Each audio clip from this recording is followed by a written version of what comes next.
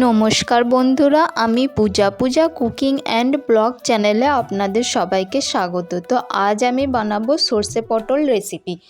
তো রেসিপিটা আমি খুবই সিম্পল রেখেছি।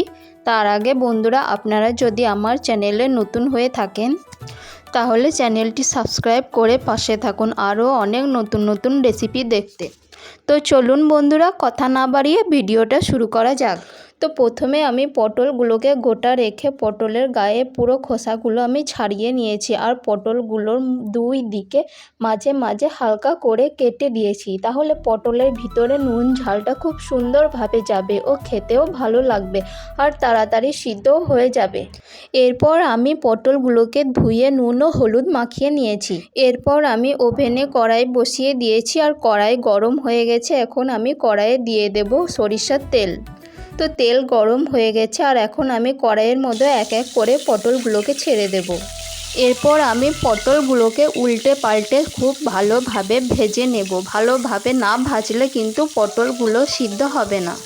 তো এদিকে দেখো, আমি কাটার সময় যে পটলগুলোর মাঝ বরাবর কেটে দিয়েছিলাম, তো ভাজার সময় আমার একটা পটল খুলে গেছে।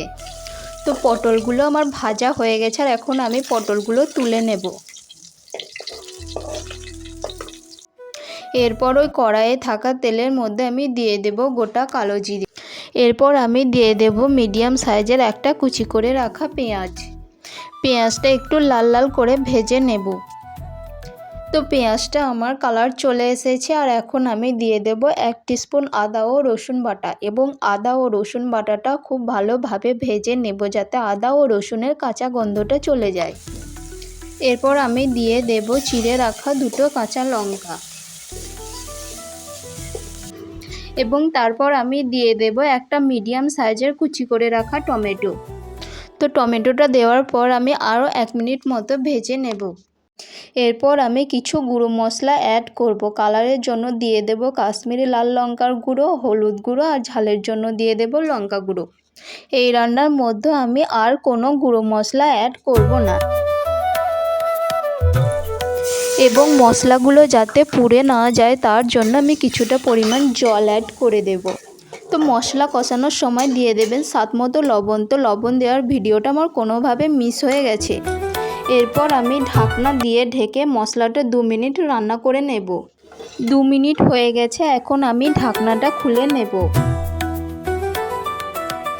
এখন মশলাগুলো খুব সুন্দরভাবে মিশে গেছে, আর মশলা থেকে তেল ছাড়তে শুরু করে দিয়েছে। এখন আমি দিয়ে দেব 1 টিস্পুন বেটে রাখা সরিষা। আর সরিষা বাটাটা দেওয়ার পর বেশিক্ষণ ফ্রাই করব না, কারণ সরষে বাটা বেশিক্ষণ ফ্রাই করলে তেতো হয়ে যায়। সরিষার কাঁচা গন্ধ চলে যাওয়া পর্যন্ত একটু নাড়াচাড়া করে নিয়েছি, আর এর পর্যায়ে আমি দিয়ে দেব এবার জল। জল দেওয়ার পর এখন ঝোলটা ফুটতে শুরু করেছে, আর এখন আমি দিয়ে দেব ভেজে রাখা পটলগুলো। পটলগুলো দেওয়ার পর আমি 5 মিনিট ঢাকনা দিয়ে ঢেকে রান্না করে নেব। 5 মিনিট পর এখন আমি ঢাকনা খুলে নেব। তো পটলগুলো আমার সিদ্ধ হয়ে গেছে, এখন আমি আরও 1 মিনিট রান্না করে নেব।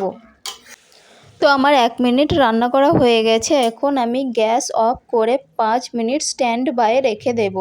তো ফাইনালি আমার রেডি হয়ে গেছে সর্ষে গরম গরম ভাতের সাথে খেতে কিন্তু অসাধারণ লাগে। তো আপনারা রেসিপিটি অবশ্যই বাড়িতে ট্রাই করে দেখবেন। তো আমার রেসিপিটি কেমন লাগলো অবশ্যই কমেন্টে জানাবেন। ভালো থাকবেন, সুস্থ থাকবেন। দেখা হচ্ছে আবার নতুন কোনো রেসিপিতে।